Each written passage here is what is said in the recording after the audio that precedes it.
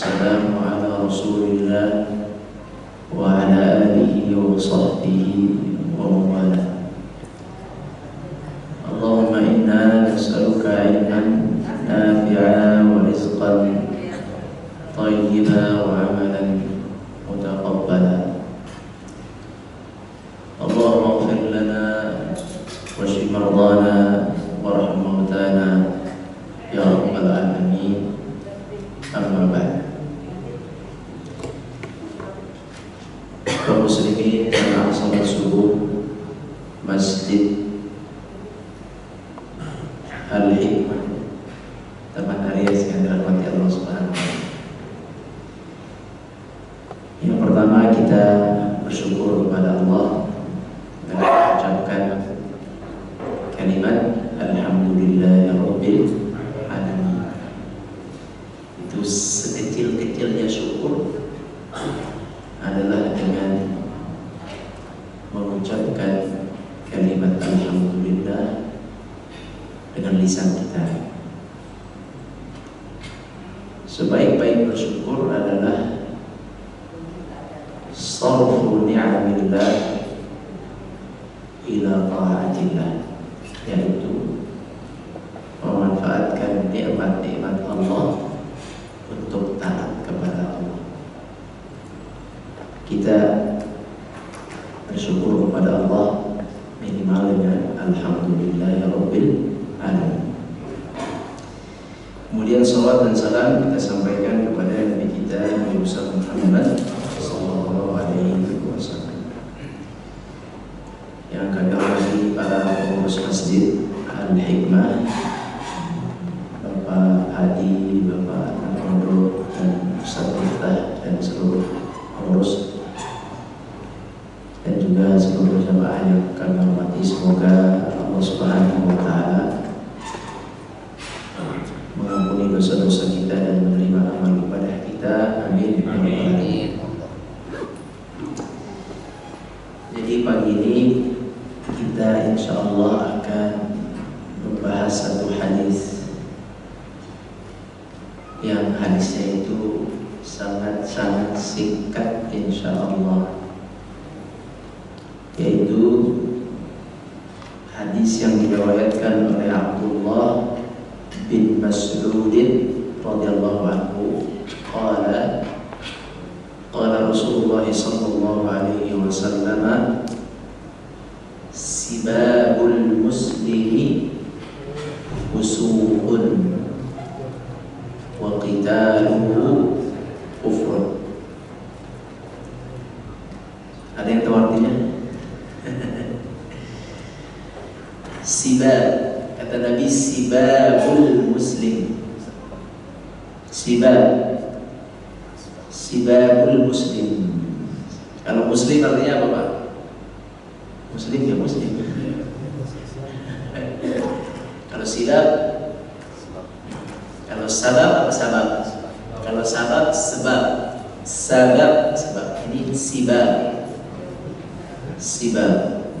sibab jangan kasih nama anak sibab ya. Sibab itu artinya mencela. Sibabul muslim berarti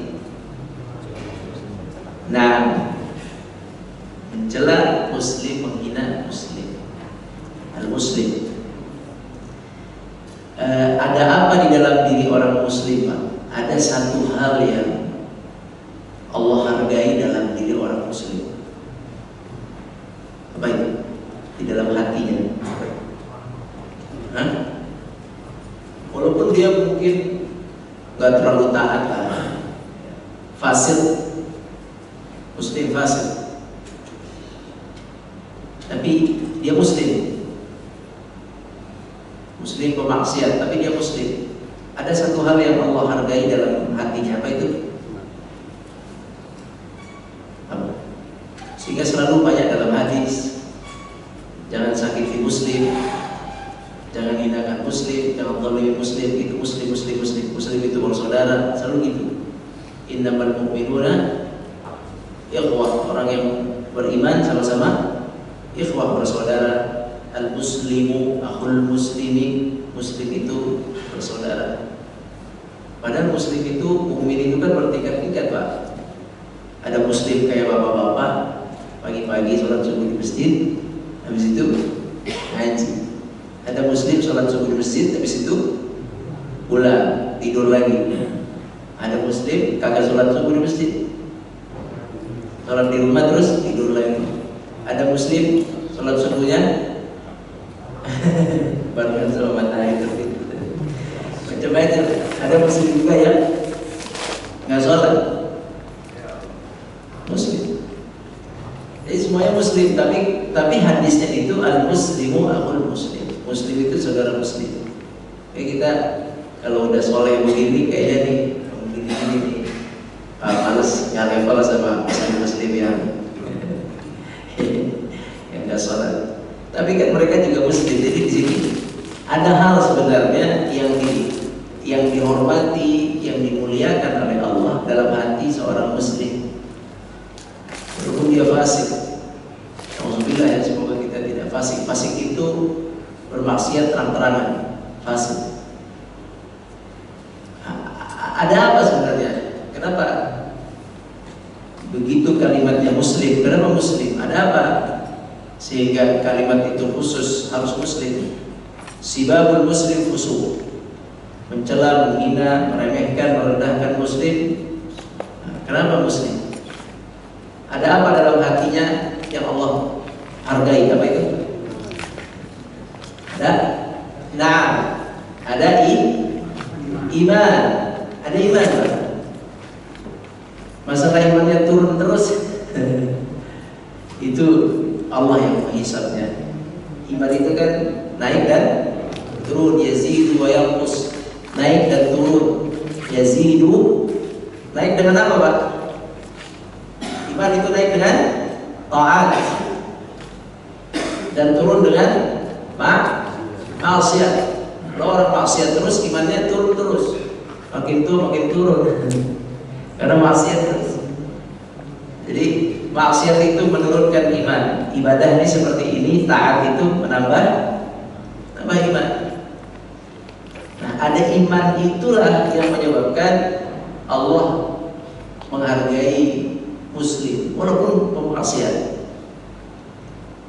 Tetap kita harus menjaga diri dari orang-orang yang muslim pemaksiat, itu kita harus jaga diri. Jangan bergabung dengan muslim yang pemaksiat, karena kita belum tentu bisa menjaga diri dari godaan mereka. Tetapi bagaimanapun dalam iman, dalam hati mereka ada iman, yaitu ada kalimat apa? Kalimat itu kalimat la ilaha syahadatain, la ilaha illallah Muhammadur Rasulullah. Jadi patokannya Bapak Ibu sekalian, kalau lagi ada masalah dengan saudara kita di Indonesia, semuanya, bukan semuanya, mayoritas muslim, ada perkara dengan seseorang, ada perkara dengan siapapun, kalau dia muslim, ini silakan perkarakan sesuai jatahnya aja, sesuai dengan porsi perkaranya aja, Pak. Jangan dilebihkan, jangan dikurangi.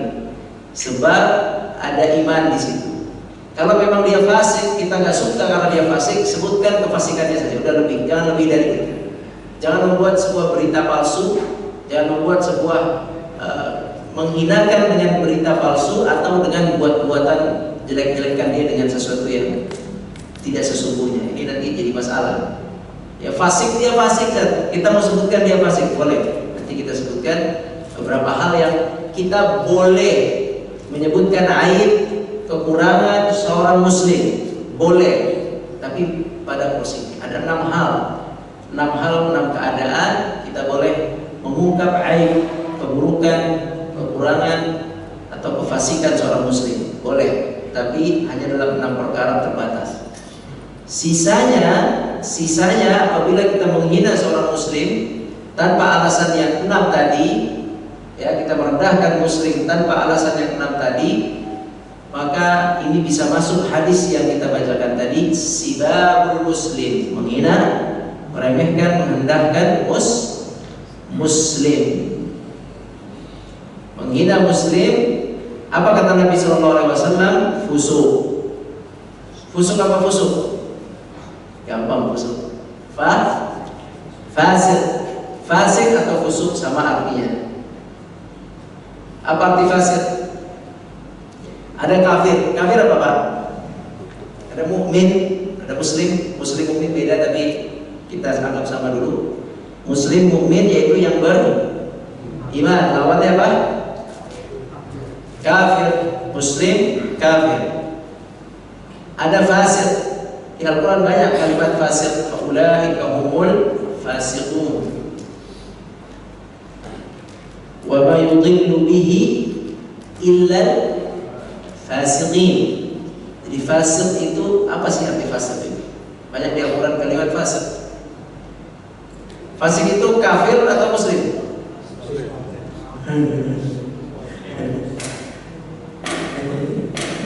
Fasik itu muslim. Orang kafir, orang muslim, dua-duanya bisa disebut fasik. Nah, apa arti fasik? Yaitu keluar dari ketaatan. Apa fasik? Nah, khuruj anil ta'ah, keluar dari ketaatan. Jadi taat dia keluar. Dia langgar perintah. Perintahnya apa? Sholat, dia nggak sholat, berarti fasik. Orang nggak sholat fasik. Kalau fasik itu nggak diterima Pak, nggak diterima, janjinya itu nggak diterima. Orang fasik itu dalam Islam nggak diterima janjinya, janji palsu pasti kalau orang fasik. Fasik. Bagaimana dia mau menepati janji? Jadi sholat dia tidak sholat fasik, puasa dia tidak puasa berarti fasik. Ada perintah zakat dia tidak zakat berarti fasik. Fasik itu ada perintah tidak dikerjakan, atau ada larangan dilanggar, dia juga fasik. Fasik namanya. Apa bedanya dengan pemaksiat?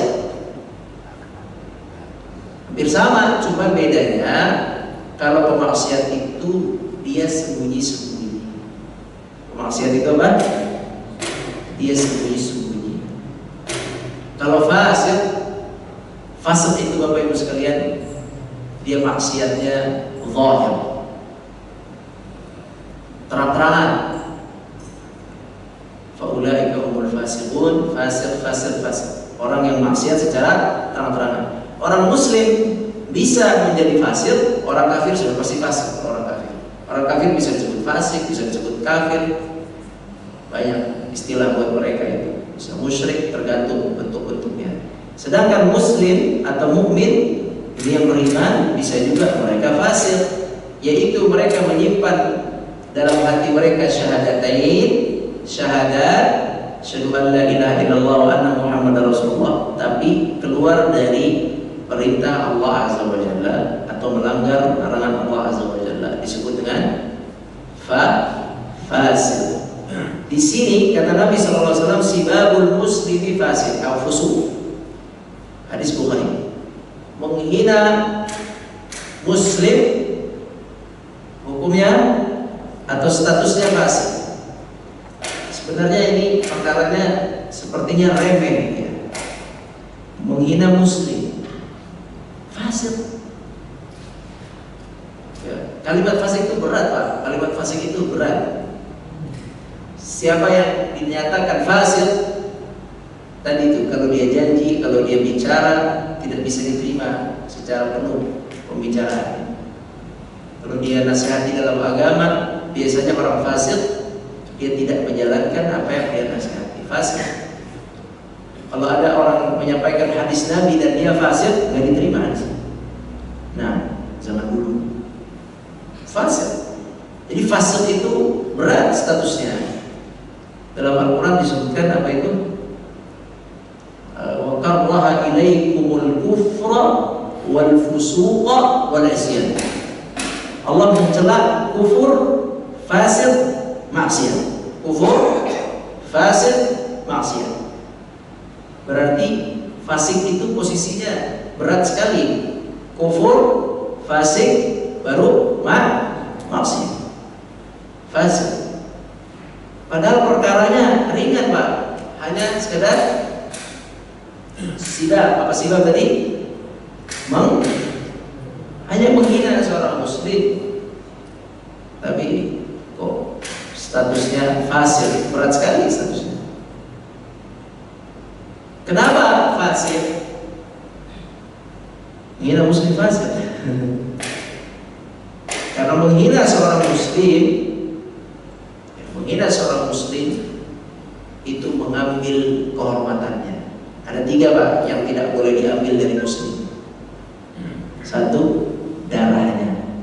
Apa? Nggak boleh bunuh orang muslim sembarangan, kecuali dia melanggar hukum Allah yang berhak dibunuh. Itu beda lagi. Dia membunuh, ya kita bunuh, qisas.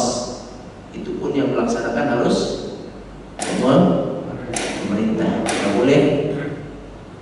Nggak boleh orang rakyat, nggak boleh, harus hukuman, imam, pemimpin.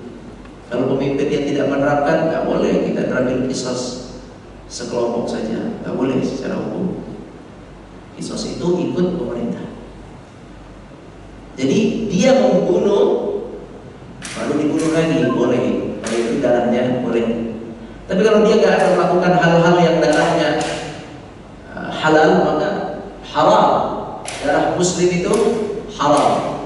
1, ada 3 hal haram kita ambil dari muslim. 1, darahnya. Yang kedua hartanya. Dan kebanyakan kita insya Allah tidak melakukan ini, tidak ngambil apa? Darah, tidak juga ngambil harta muslim. Insya Allah. Iya, darah itu nyawa. Ambil darahnya bukan pemeriksaan, tes darah. Maksudnya tes darah untuk kesehatan gitu ya. Ini nyawa. Ambil darah maksudnya membunuh. Maksudnya itu istilah di dalam hadis begitu. Mengambil darah. Apa kata Nabi SAW? Al-muslimu haramun damuhu wa maluhu wa irduhu. Haram darahnya, yang Nabi sebutnya gitu. Haram darahnya, hartanya. Satu lagi yang ketiga, haram kehormatannya.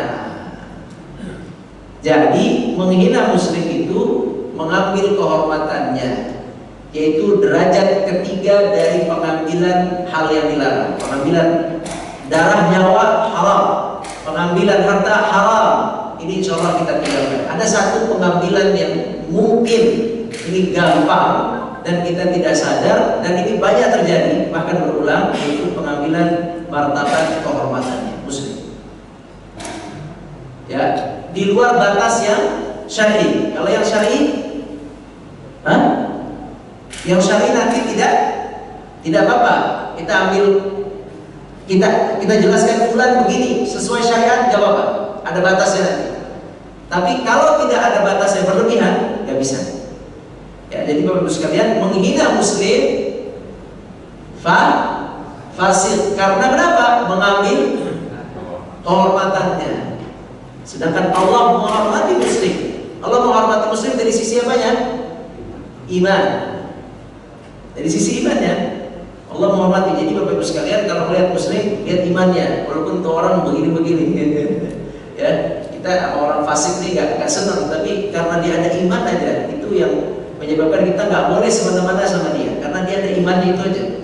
Bahkan dulu mungkin pernah kenal namanya Abdullah bin Ubay bin Salul, munafik di zaman Nabi, itu kepala munafik. Itu Umar bin Khattab mengatakan, ya Rasulullah, biar saya bunuh aja tuh orang. Kalau orang munafik ada di mana, Pak? Ada di saf muslim atau di kafir? Kalau siang di muslim, kalau malam di munafik begitu. Kalau di waktu terang ada di muslim, lagi perang ada di muslim. Tapi kalau sembunyi-sembunyi, lagi gelap, lagi di belakang layar, ada di mana dia? Orang kafir. Itu udah bisa munafik tuh begitu.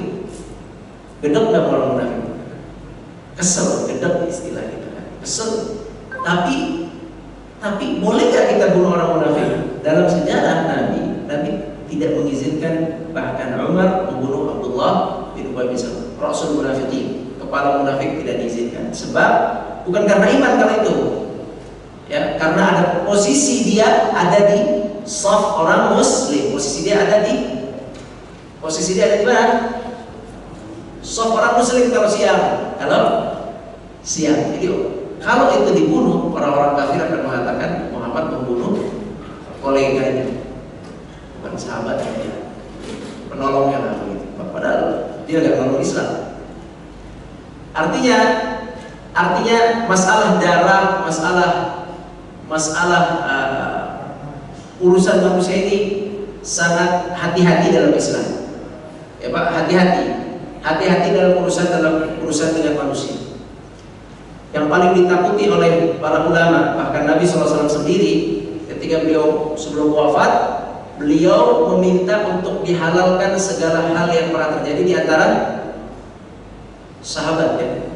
Siapa yang pernah saya lukai, zalimi, ada haknya belum saya penuhi, itu karena masalah hak manusia ini sebenarnya lebih berat daripada hak Allah. Walaupun hak Allah juga berat, cuma bedanya apa Pak? Kalau hak Allah Maha Pengampun. Kalau hak manusia nggak pakai maha, ya. Manusia selalu menuntut. Boleh nggak dibilang maha penuntut? Nuntut mulu manusia. Kalau manusia nuntut, kalau Allah pengampun. Oleh itu, karena manusia ini menuntut dan dia punya hak untuk menuntut apa yang kita zalimi kepada dia, maka di sini berat juga dosa bagi orang yang suka menghina Muslim. Sibabul muslimi fusuq, maka dianggap fasik. Nah, sibab tadi apa? Menghina. Menghina ada dua. Ada menghina langsung, ada menghina di belakang. Membuka aib, membongkar aib untuk menjatuhkan seseorang, bisa di depannya, bisa di belakangnya. Kalau di depannya namanya apa? Setelah surat Al-Asr, ya kalau masalah Al-Asr dari apa itu surat Al-Asr? Apa Bu? Surat Al-Asr apa? Setelahnya. Benar ya? Benar kan? Ya, Al-Humazah. Wailul likulli humazatil lumazah. Al-humazah itu lumazah itu menghina secara langsung, baik dengan perkataan, perbuatan, atau dengan isyarat, dengan mata. Itu al-humazah. Wailul likulli humazah menghina. Ada menghina langsung, ada menghina di belakang, merendahkan di belakang, membongkar aib di belakang, berlebihan pokoknya lah. Di belakang layar. Ini namanya apa? Ghibah. Baik. Kalau di depannya mungkin kita jarang. Ya, kalau kita menghina Muslim di depan jaranglah. Sekali terjadi, dua kali terjadi, tapi seringnya jarang. Yang sering terjadi adalah membongkar aib Muslim di belakang. Nah, di HP. Termasuk di belakang di HP. Begini Pak. Apalagi ini lagi musim apa nih? Iya, musim fitnah. Kampanye di semua satu pilihan kan di sini ya. Satu pilihan nomor satu ini kan. Nah, udah ijma ulama itu Pak. Udah ijma ulama ya. Kalau didukung ya, ijma ulama ya didukung. Ya, kalau ada yang beda pendapat di sini, ya, semoga dapat hidayahnya.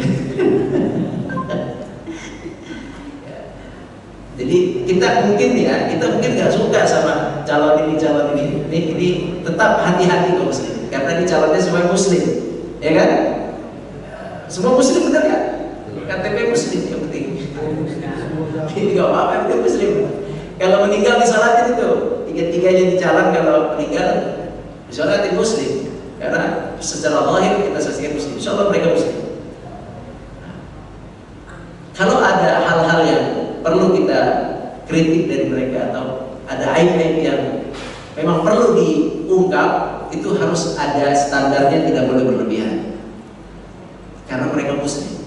Jadi nggak apa-apa nih, nantilah anak-anak sebutkan di akhir beberapa hal, kita boleh mengungkap aibnya dalam batas tertentu saja. Hati-hati. Sekarang Anda kembali ke ghibah, diperhatikan. Karena WhatsApp itu ghibah, ya WhatsApp itu bisa ghibah. Orangnya di mana kita bicarakan dia, mengungkap aib, ya di belakang orangnya. Begini, kata Al Hasan Al Basri, kita kenal Hasan Al Basri, seorang tabi'in, ahli tafsir, ulama saleh. Beliau Hasan Al Basri radhiyallahu anhu rahimahullah, beliau mengatakan kalau kita membicarakan muslim di belakangnya, itu kita nggak lepas dari 3 perkataan. 1, ghibah. Ghibah itu membuka aib yang ada pada dirinya. Apa itu ghibah? Ada aibnya kita buka. Ya orangnya begini, pokoknya kejelekannya aja. Ya. Padahal kalau ditimbang-timbang Pak, antara kejelekan sama kebaikannya, ya bisa jadi lebih banyak kebaikannya. Cuma karena kita nggak suka, oh itu begini, padahal dia udah sedekah kemana banyak.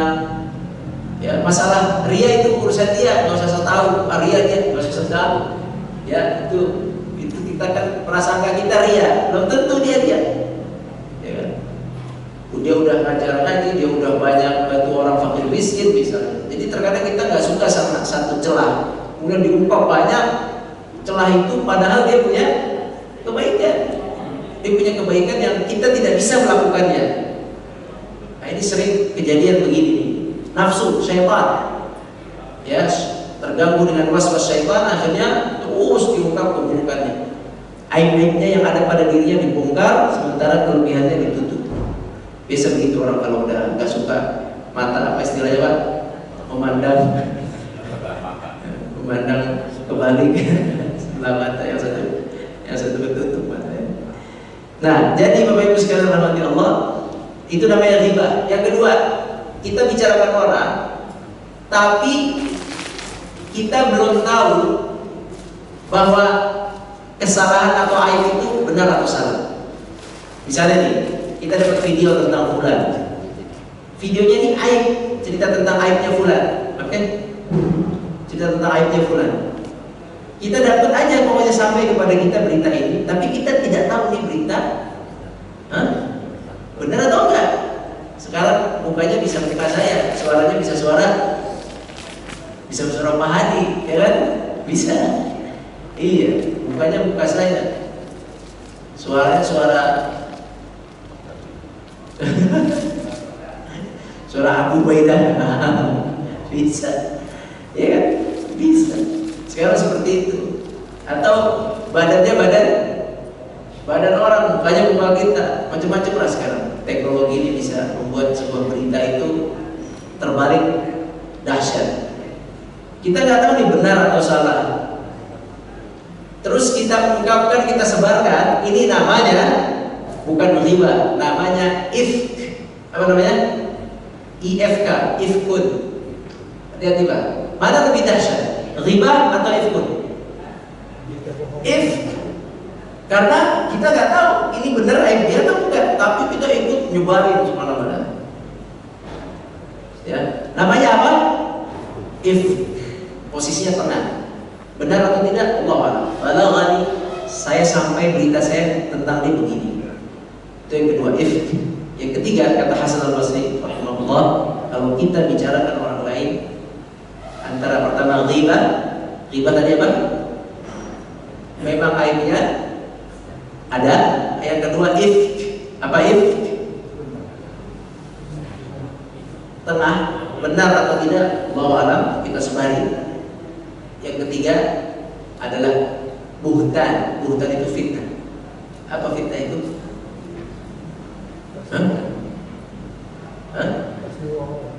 Bohong. Kalau yang pertama benar ada aibnya, yang kedua aku saya cuma buat informasi, cuma saya suka aja forward, seru aja. Apalagi paslon yang ada nggak suka, forward aja. Ini bapak, hati-hati lah pokoknya. Saya nasihatin diri saya, hati-hati. Kalau kita nggak suka sama fulan, apalagi itu orang jauh, hati-hati pokoknya. Jangan terlalu tergesa-gesa.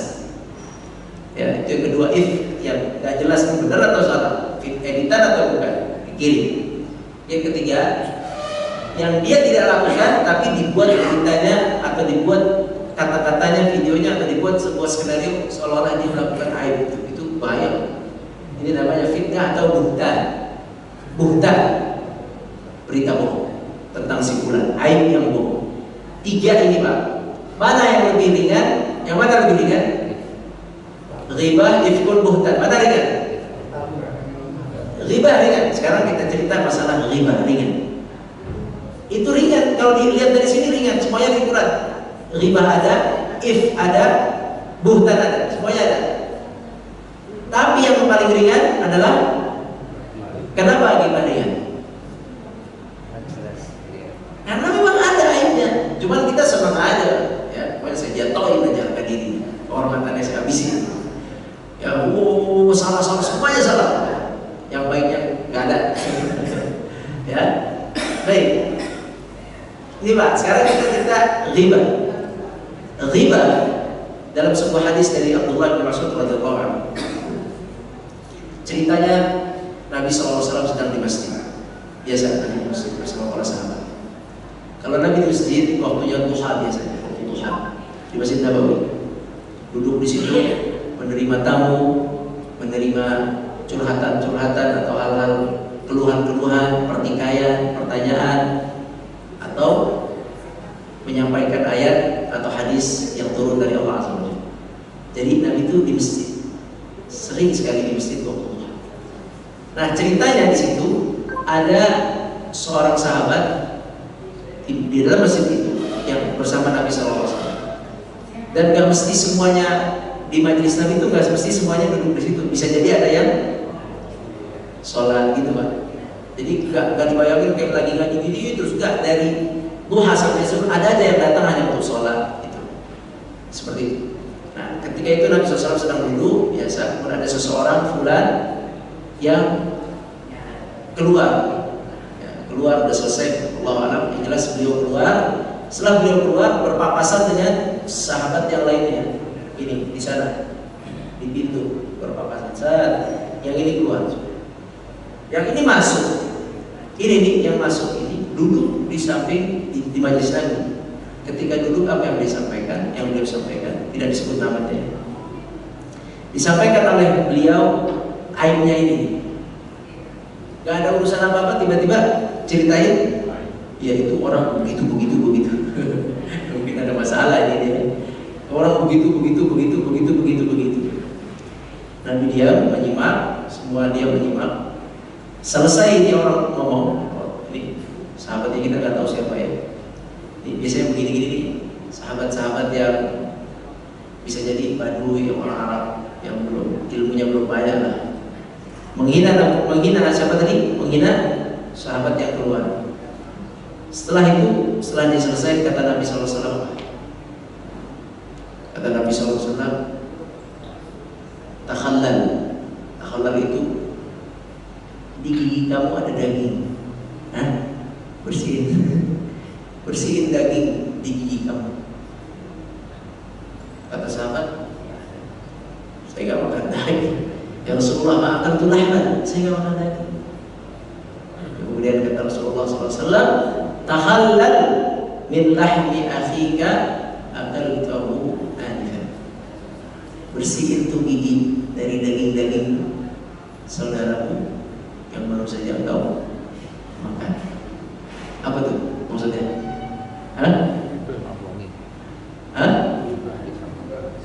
Iya, habis bicarakan aib yang berlebihan yang gak jelas, kata Nabi suruh bersihin. Jadi kalau bapak punya teman suka ngomongin orang, kasih tusbik dia.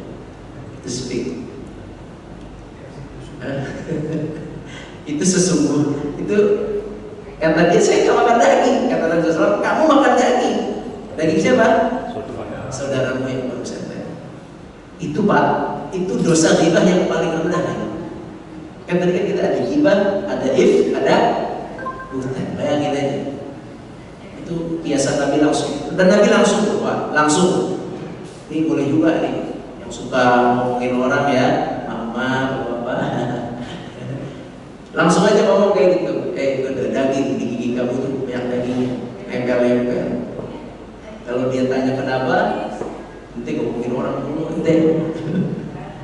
Ya, jadi kata Nabi seperti itu. Padahal dosa yang paling, kalau urutannya tadi yang paling ringan, tapi seperti itulah kata Nabi Shallallahu Alaihi Wasallam. Makanya ada seorang sahabat, ada seorang ulama, Abdullah ibn Mubarak. Abdullah ibn Mubarak itu beliau habis sholat nggak pernah duduk-duduk di masjid, pinggir masjid, di area masjid, enggak. Padahal di saat itu ada habis sholat ada yang duduk-duduk di samping kanan kiri. Ada satu kelompok yang bertanya ke Ibnu Mubarak, Abdullah bin Mubarak, wahai Syekh, wahai alim, kenapa engkau nggak mau duduk sama kita? Habis sholat, duduklah sama kita. Habis sholat duduk. Terus kata Abdullah bin Mubarak apa? Kata beliau, "Mada asna'u bikum antum tartabunan nas." Saya ngapain duduk sama kalian? Karena kalian menghibahkan manusia. Jadi Abdullah bin Mubarak nggak mau duduk sama orang-orang yang suka ghibah, karena kebawa apa kepancing. Begitu. Jadi Bapak Ibu sekalian rahmatullah, ada tidak ghibah. Baik, kalau kita sempat menggibah, apa cara minta maafnya gimana, Pak? Asalnya datengin, asalnya. Tapi kalau kita datengin jadi makin berantem, datengin kalau mana yang minum antum, langsung mana jadi makin berantem akhirnya, makin ribut. Kalau kita datangi akan terjadi mudarat, maka akhirnya ada sebuah hadis dhaif tapi diamalkan, yaitu kata Nabi SAW, apa itu kafaratu man yagtabtahu an tastaghfir lahu. Cara kita menyelesaikan ghibah kita, hinaan kita di balik layar seorang muslim adalah dengan meminta ampun untuknya. Berarti bukan untuk kita saja. Allahumma ighfirli, ampuni saya dan dia. Betul kan? Udah kita jelek-jelekin. Habis itu kita, ya Allah ampuni dia, ampuni. Kalau kita bisa ampuni dia, maafkan aku dan dia, yang sudah saya hina, itu bisa jadi penghapus ghibah. Gitu ya. Baik, kalau nggak gitu nggak bisa. Itu makanya hati-hati masalah ghibah ini. Kaum muslimin rahmatullah, terakhir, ghibah itu boleh atau aib itu boleh diceritakan dalam 6 hal. 1, kalau minta hak ke tempat hakim. Pak Hakim, saya dizalimi oleh fulan begini-begini. Oke? Kalau datang ke hakim. Yang kedua, kalau kita ingin mengenalkan orang itu, ada aibnya kita sebut. Aibnya nggak apa-apa, tapi untuk mengenalkan, misalnya, atau kenal fulan nggak? Fulan yang mana? Itu loh, kalau ngomong agak cadel. Udah sampai situ aja, jangan dilebihin. Itu tuh yang warnanya, kulitnya agak gelap, agak putih. Itu boleh nyebut itu. Ada seorang ulama namanya Ibnu Sirin. Ibnu Sirin itu rahimahullah, beliau nggak suka menyebut orang dengan sifat fisik. Kadang kalau terpaksa beliau sebut itu yang gelap, yang hitam, beliau langsung astagfirullah. Berarti kan? Walaupun boleh, tapi beliau sempat itu yang pesek itu yang astagfirullah. Itu saking kehati-hatiannya. Padahal sebenarnya untuk memperkenalkan boleh. Jadi pertama, menuntut kezaliman, silakan sampaikan aibnya sewajarnya. Yang kedua, menerangkan tentang fulan biar orang kenal, boleh. Yang kedua, mu'arif. Yang ketiga, tahdzir, mentahdzir.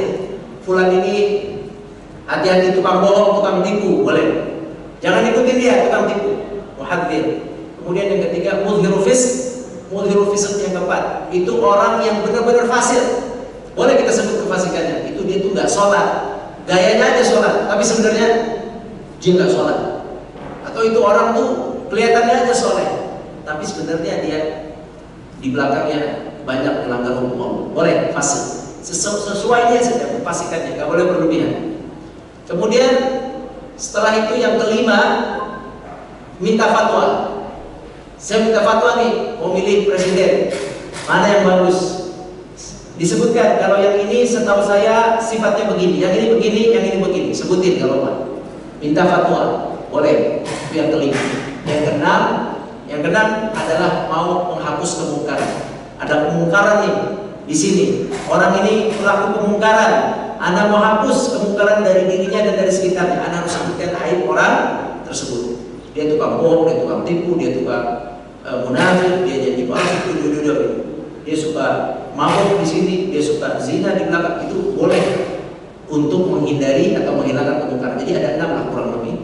Itu silakan, tapi jangan berlebihan juga, sesuai kadarnya. Kalau melakukan mengungkap aib dan kejelekan muslim dalam 6 hal, yaitu menuntut kezaliman di depan mahkamah, untuk memperkenalkan fulan, kemudian untuk memberikan peringatan kepada orang lain jangan deketin fulan, boleh. Kemudian untuk muhadzirin, mu'arrifin wa muhadzirin, mudhhir fisqin, yaitu menjelaskan kefasikan seseorang, fasik ya, jangan ikuti pemaksiat, boleh. Mudhhir fisqin, mustaftin, minta fatwa. Kemudian yang terakhir, mu'in izalatul munkar. Saya ingin kemungkaran ini tidak menyebar, saya ingin jelaskan fulan pelaku munkar. Itu silakan, ada batas. Sisanya hati-hati. Bisa dipahami? Mudah-mudahan bermanfaat. Wallahu a'lam.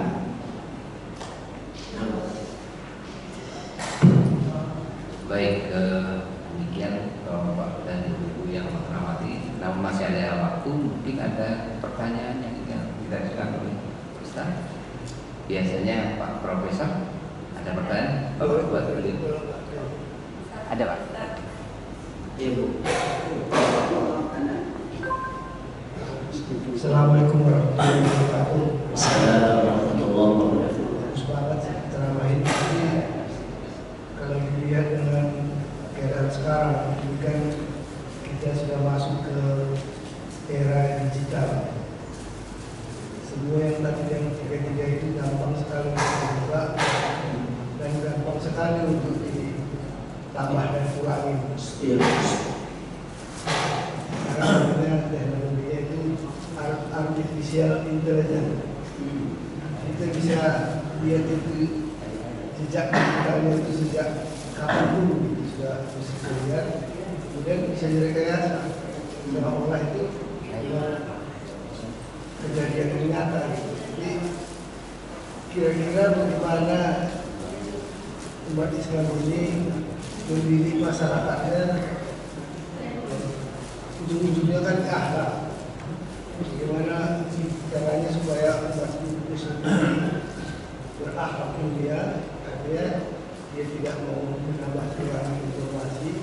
Karena sekarang ini ada pilihan lain. Coba buka misalnya istri presiden pertama Soekarno, apa semua berapa istrinya, yang lainnya, kelakuannya gimana, semua bisa kita lihat. Jadi bukan aib itu, tapi itu fakta. Tapi kalau itu dari yang lain bisa disebut aib. Terima kasih. Assalamualaikum.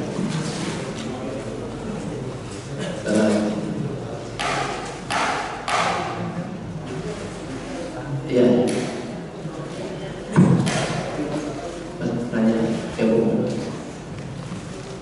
Assalamualaikum warahmatullahi wabarakatuh. Assalamualaikum. Ustaz, saya mau menanyakan berkaitan dengan bid'ah dan lain-lain.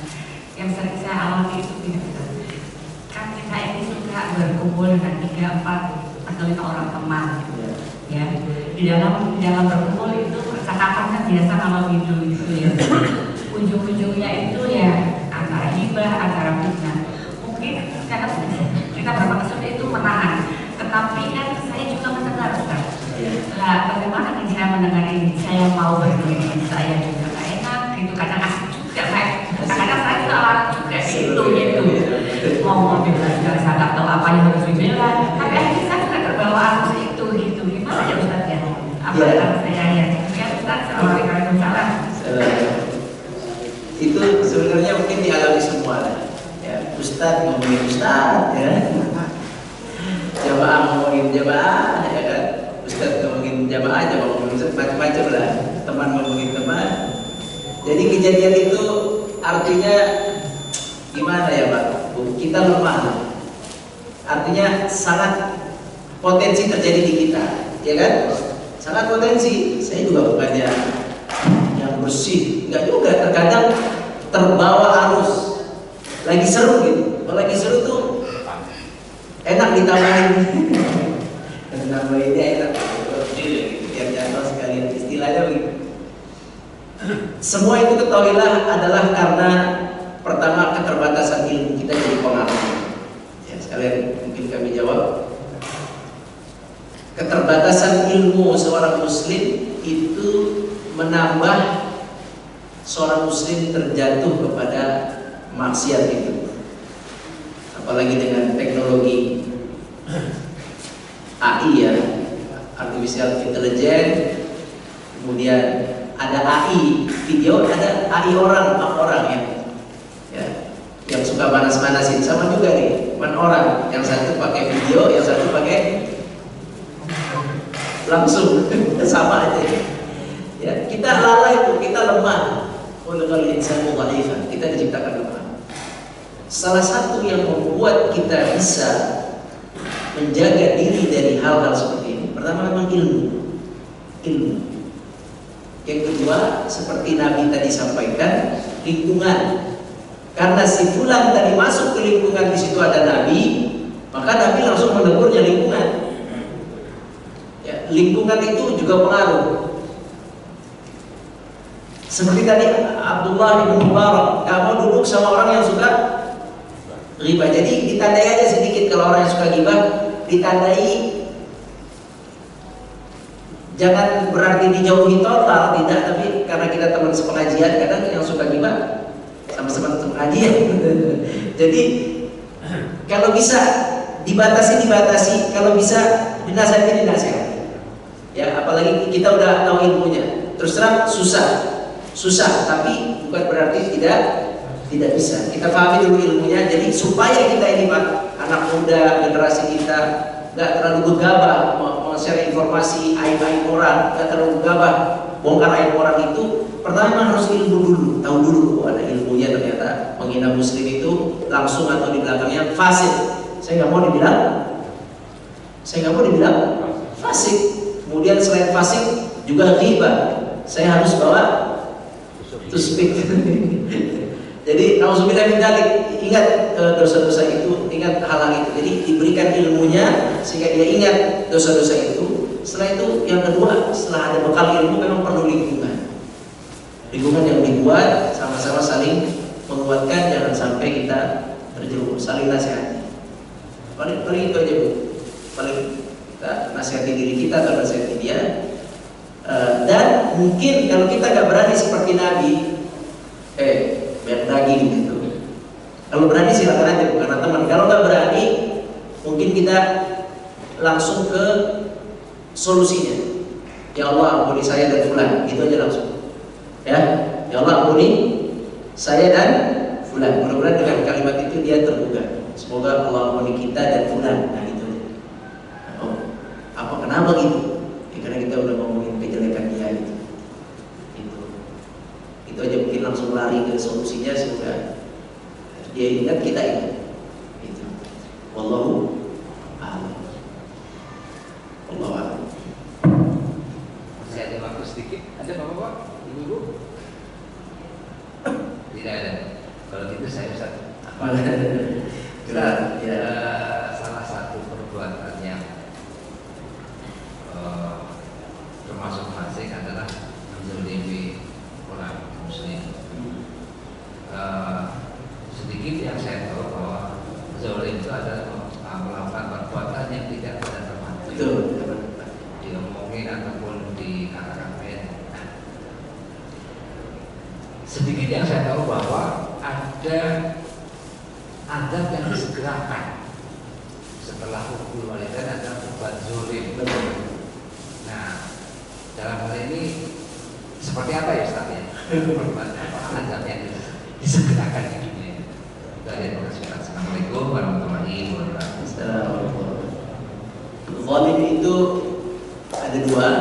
zalim kita kepada Allah Azza wa Jalla, ada zalim kita kepada makhluk. Zalim kita kepada hamba Allah itu bisa disegerakan iqabnya kalau orang yang dizalimi itu berdoa. Berdoa, biasanya orang yang dizalimi berdoa. Maksud disegerakan artinya di dunia, Pak. Di dunia, qabla al-akhirah, di dunia sebelum akhirat. Apakah besok atau seminggu lagi, sebulan lagi, setahun lagi, atau di masa akhir hayatnya? Itu semua Allah akan memberikan kepada dia ganjaran atas kezaliman dia terhadap manusia. Jadi hati-hati memang zalim kepada manusia bisa cepat adabnya, tapi tidak mesti adabnya itu kebakaran, bangkrut, gak mesti banyak. Bisa tidak tenang, bisa keluarganya habis, bisa anaknya durhaka. Banyak hal yang akan Allah langsung jatuhkan kepada orang yang berbuat zalim. Apalagi kalau yang zalim itu berdoa. Maksudnya disegerakan yakni di dunia. Sepanjang umur dia, bisa besok, sebulan, setahun, itu Allah yang berkehendak, atau di ujung hayat. Nah, jadi hati-hati dengan hak manusia. Ketika zalimnya sudah terbayar di dunia itu, apakah kita diampuni? Ya, semua adab Allah yang dibayar di dunia, bisa dua, bisa penghapus total, bisa juga peringan, bisa dua. Ya, mencuri kan zalim hak orang lain. Kemudian Allah kasih dia pelajaran di dunia sampai taubat, bisa jadi itu penghapus. Saking beratnya dia disiksa oleh Allah di dunia. Kalau cerita-cerita gini banyak, Pak. Ya, ada cerita seorang perempuan. Ini fakta, dia cerita ke saya punya masalah. Saya cantik, saya juga nggak tahu cantik apa. Saya cantik. Saya waktu kerja, saya selingkuh sama laki-laki lain. Saya zalimi suami saya. Sekarang saya sakit, gak sembuh-sembuh di atas tempat ini. Saya mau taubat. Ya kayak gitu. Itu kan dia zalim sama suaminya, zalim kepada Allah. Sekarang dia sakit, belum sembuh-sembuh. Kontak lagi, kok saya nggak sembuh-sembuh. Susah saya ngomongin. Nggak sembuh-sembuh. Allah malam nggak sembuh-sembuh. Jadi taubat aja, masalah sembuh nggak sembuh urusan Allah. Jadi gimana? Itu kayak gitu. Itu cepat itu subhanallah. Dan yang kayak gitu mungkin nggak dikit, Pak. Banyak. Zalim kena. Nah, itu penghapus dosa kezalimannya. Kalau seandainya penyakitnya panjang atau musibahnya panjang sehingga bisa jadi kezalimannya terhapus total, bisa juga sebahagia.